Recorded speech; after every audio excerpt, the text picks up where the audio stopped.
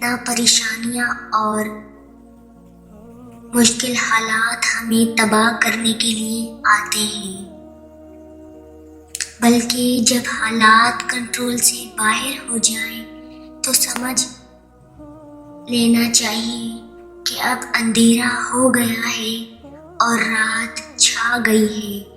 اب آپ کچھ نہیں کر سکتے کیونکہ آپ کی نگاہیں اندھیرے کے باعث کوئی بھی راستہ ڈھونڈنے میں ناکام ہی رہے گی۔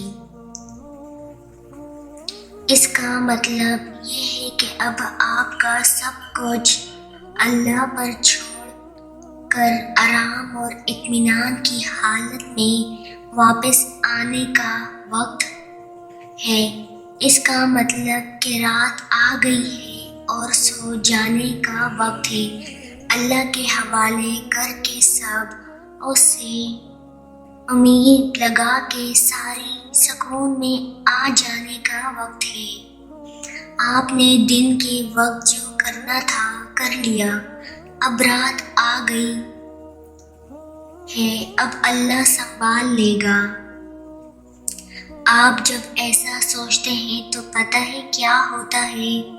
آپ کو روشنی پھوٹنے کی امید سے زیادہ اس کے نکلنے کا یقین ہو جاتا ہے، کیونکہ آپ جانتے ہوتے ہیں کہ رات کے بعد دن لازم آیا کرتا ہے، رات کے بعد تو دن دوڑ کر آ جایا کرتا ہے۔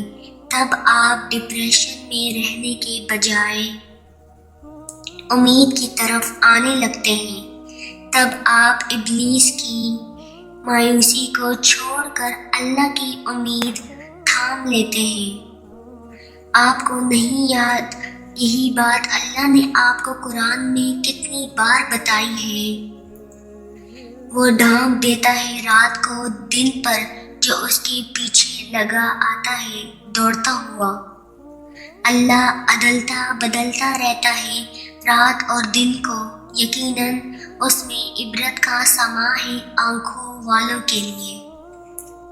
بے شک آسمان اور زمین کی تخلیق اور دن اور رات کی عدل بدل کرنے میں عقل والوں کے لیے نشانیاں ہیں۔ پتہ ہے اپنی مانگی گئی دعاؤں پر یقین کیسے آتا ہے؟ دعا پر یقین کا مطلب یہ ہے کہ آپ جلد باز نہیں بن جاتے۔ آپ دعا مانگنے کے بعد پرسکون ہو گئے ہیں۔ آپ بار بار اس پریشانی میں نہیں گل رہے کہ پتہ نہیں دعا کب قبول ہوگی، کیسے قبول ہوگی۔ ایسا کریں گے تو یقین کہاں ہے آپ کا؟ اللہ پر ٹرسٹ کرتے ہیں تبھی اس سے مانگ رہے ہیں نا۔ تو اگر بار بار یہ سوچا کہ پتہ نہیں دعا قبول بھی ہوگی یا نہیں، یہ کام تو بالکل ناممکن ہے، یہ تو ہو ہی نہیں سکتا، میری دعا کیسے قبول ہوگی؟ تو کیا واقعی آپ اللہ پر ٹرسٹ کر رہے ہیں؟ ان سوچوں کا تو مطلب یہ ہے کہ آپ کو اللہ کے قادر ہونے پر،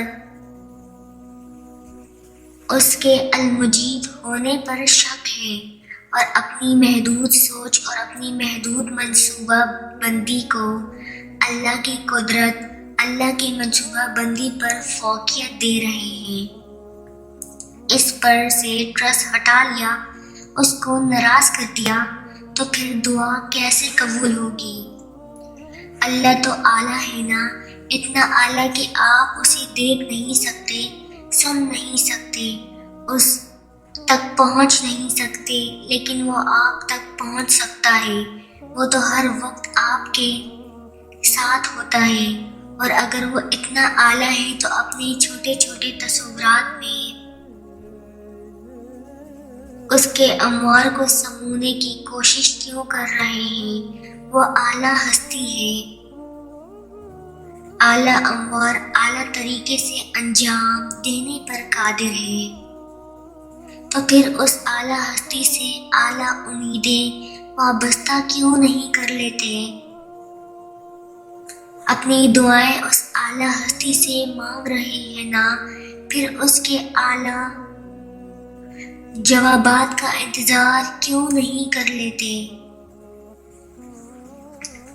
رسول پاک صلی اللہ علیہ وسلم نے فرمایا، بندے کی دعا قبول ہوتی ہے جب تک کہ وہ جلدی نہ کرے یہ کہنے لگے کہ میں نے دعا کی تھی اور دعا میری قبول نہیں ہوئی۔